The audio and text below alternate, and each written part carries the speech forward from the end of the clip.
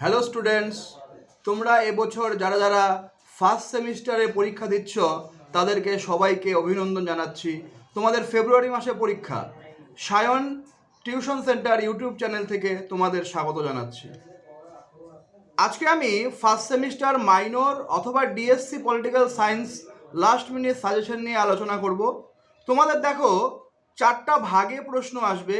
একটা ভাগ হলো 10 নম্বরের, একটা ভাগ হলো 6 নম্বরের, একটা ভাগ হলো 3 নম্বরের, একটা ভাগ হলো 1 নম্বরের। তো 10 নম্বরের প্রশ্ন নিয়ে যদি আলোচনা করি, প্রথম প্রশ্নটা দেখবে রাষ্ট্রবিজ্ঞান আলোচনার ক্ষেত্রের প্রকৃতি ও পরিধি আলোচনা করো। রাষ্ট্রবিজ্ঞান আলোচনার ক্ষেত্রের প্রকৃতি ও পরিধি আলোচনা করো 10 নম্বরের জন্য। 2 নম্বর প্রশ্ন, রাষ্ট্র কি? রাষ্ট্রের উপাদানগুলি সম্পর্কে আলোচনা করো।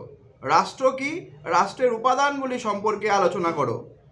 3 নম্বর প্রশ্ন, রাষ্ট্রের উৎপত্তি সম্পর্কে বিবর্তনবাদ বা ঐতিহাসিক মতবাদ আলোচনা করো। বিবর্তনবাদ বা ঐতিহাসিক মতবাদকে একই সঙ্গে আলোচনা করতে পারবে তোমরা। 3 নম্বর প্রশ্ন হলো। 4 নম্বর প্রশ্ন, স্বাধীনতার সংজ্ঞা দাও এবং স্বাধীনতার ইতিবাচক ও নেতিবাচক অর্থে স্বরূপ বর্ণনা করো। ইতিবাচক অর্থে এবং নেতিবাচক অর্থে স্বরূপ বর্ণনা করো। 5 নম্বর প্রশ্ন, উদারনীতিবাদ কাকে বলে? উদারনীতিবাদের বৈশিষ্ট্যগুলি আলোচনা করো। Very very important question. 6 নম্বর প্রশ্ন, মার্ক্সের শ্রেণী ও শ্রেণী সংগ্রাম তত্ত্ব আলোচনা করো। এটাও কিন্তু ভেরি ভেরি ইম্পর্টেন্ট প্রশ্ন। মার্ক্সের শ্রেণী ও শ্রেণী সংগ্রাম তত্ত্ব আলোচনা। 7 নম্বর প্রশ্ন,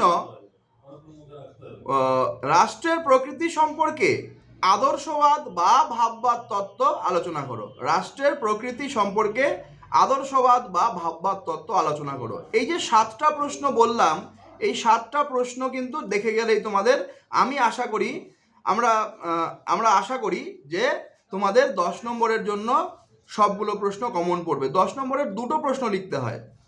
এবার 6 নম্বরের প্রশ্ন নিয়ে আলোচনা করব। 6 নম্বরের প্রথম প্রশ্ন, রাষ্ট্রবিজ্ঞানের সঙ্গে সমাজবিদ্যার সম্পর্ক আলোচনা করো। রাষ্ট্রবিজ্ঞানের সঙ্গে সমাজবিজ্ঞানের সম্পর্ক আলোচনা করো।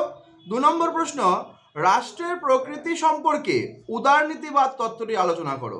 রাষ্ট্রের প্রকৃতি সম্পর্কে উদারনীতিবাদ তত্ত্বটি আলোচনা করো। 3 নম্বর প্রশ্ন, সার্বভৌমিকতার একাত্মবাদী তত্ত্ব অথবা বহুত্ববাদী তত্ত্ব আলোচনা করো। এটা হলো খুব গুণগত মানের প্রশ্ন। সার্বভৌমিকতার একাত্মবাদী ও বহুত্ববাদী তত্ত্বটি আলোচনা করো।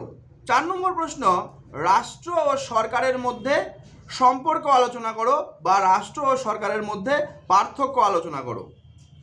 5 নম্বর, সার্বভৌমিকতা কি? এর বৈশিষ্ট্যগুলি আলোচনা করো। Very very important question. সার্বভৌমিকতা কি? এর বৈশিষ্ট্যগুলি আলোচনা করো। 6 নম্বর প্রশ্ন, স্বাধীনতার রক্ষা কবচগুলি আলোচনা করো। স্বাধীনতার রক্ষা কবচগুলি আলোচনা করো।